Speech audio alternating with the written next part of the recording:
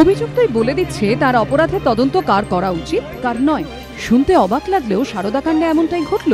লক্ষাধিক মানুষের সঙ্গে প্রতারণার অভিযোগে ধৃত সুদীপ্ত সেনই আদালতে হলফনামা দিয়ে জানালেন কোন সংস্থার তদন্ত তার পছন্দের। নিরপেক্ষ দ্রুত তদন্তের স্বার্থে নানা মহল থেকে সিবিআই তদন্তের দাবি ক্রমেই জোরালো হচ্ছে। যদিও রাজ্য সরকার সিবিআইয়ের হাতে তদন্ত তুলে দেওয়ার পক্ষপাতী নয়, তাদের আস্থা সিট এবং কমিশনে। সেই রাস্তাতেই হাঁটলেন খোদ সারদা কর্ণধারও। কলকাতা হাইকোর্টে হলফনামা জমা দিয়ে সুদীপ্ত সেনের দাবি সিবিআইকে তদন্তের দায়িত্ব দেওয়া উচিত নয়। রাজ্য সরকার গঠিত সিট এবং কমিশনকেই তদন্তের জন্য সবচেয়ে উপযুক্ত বলে মনে করছেন সুদীপ্ত সেন। 6 এপ্রিল সিবিআইকে চিঠি লিখেই সুদীপ্ত সেনই জানিয়েছিলেন তিনি পুলিশ, আমলা, রাজনীতিবিদ কাউকে ভরসা করতে পারছেন না। সিবিআই যেন তার চিঠিকে এফআইআর হিসেবে গণ্য করে। আর সেই সুদীপ্ত সেনেরই হঠাৎ করে সিবিআই তদন্তে আপত্তি এবং রাজ্য সরকার গঠিত স্পেশাল ইনভেস্টিগেশন টিম এবং কমিশনের ওপর গভীর আস্থা প্রশ্ন তুলে দিয়েছে রাজনৈতিক মহলে।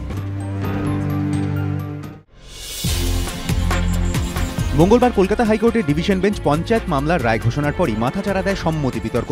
দেখা যায় রায়ের শুরুতেই বলা হয়েছে পঞ্চায়েত নির্বাচন নিয়ে রাজ্য সরকার ও রাজ্য নির্বাচন কমিশনের মধ্যে যেসব জটিলতা তৈরি হয়েছিল দুপক্ষের সম্মতিক্রমে সেগুলির মীমাংসা করেই এই রায়। কিন্তু কমিশনের আইনজীবী সমরাদিত্য পাল সাফ জানিয়ে দেন তাঁর সম্মতি চাওয়াও হয়নি, তিনি দেনওনি। একই কথা জানান রাজ্য নির্বাচন কমিশনার মীরা পাণ্ডেও।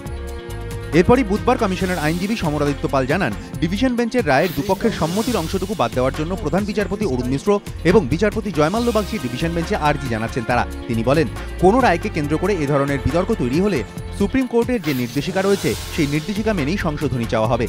আইনজীবী মহলের একাংশের মতে দুপক্ষের সম্মতিতে রায় দেওয়া হয়েছে, এটা রায় লেখা থাকলে ভবিষ্যতে কোনো পক্ষ এই রায়কে উচ্চতর বেঞ্চ বা আদালতে চ্যালেঞ্জ জানাতে পারে না। কোনো পক্ষ এমনটা করলে প্রশ্ন ওঠে যখন সম্মতিক্রমেই রায় দেওয়া হয়েছে তাহলে এখন আপত্তি কিসের? তাই ভবিষ্যতে সুপ্রিম কোর্টে যাওয়ার দরজা খুলে রাখতেই কমিশন রায় সংশোধনের আর্জি জানানোর পথে হাঁটল বলে মনে করছে আইনজীবী মহল।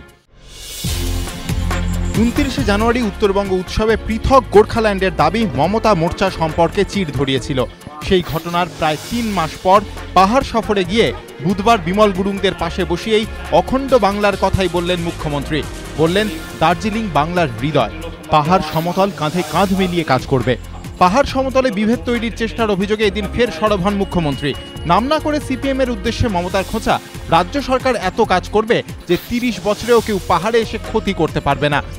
মুখ্যমন্ত্রীকে পাশে বসিয়ে বিমল গুরুংয়েরও দাবি ভুল বোঝাবুঝির অবসানের পর এখন তারাও চান সরকারের সঙ্গে একযোগে কাজ করতে।